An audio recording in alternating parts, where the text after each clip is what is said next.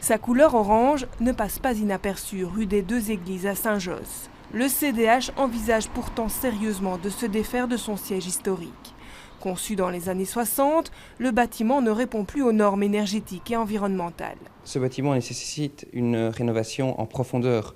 Or aujourd'hui, au vu du nombre de mètres carrés qu'on a, du personnel que nous avons et du marché de l'emploi simplement ou de la vie professionnelle, ce n'est plus tout à fait adapté. Plus adapté, et pourtant les architectes Artz et Ramon, à l'origine de cette façade si particulière, l'ont pensé à la demande du parti. Ce bâtiment a été vraiment conçu dans un esprit d'ouverture, avec l'image des écrans de télévision pour démontrer l'ouverture sur le monde, qui était évidemment dans toute la symbolique aussi de l'époque. Une époque que Roland Mathieu a bien connue.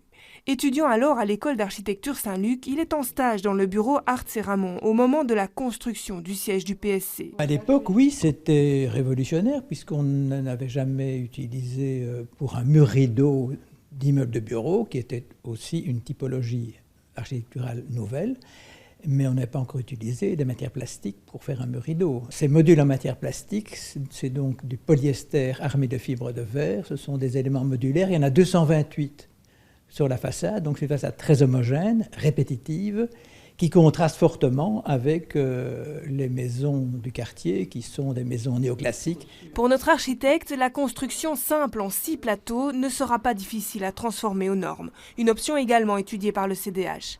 Mais le spécialiste en architectonique plaide pour la conservation de cette façade, véritable témoin des Golden 60s.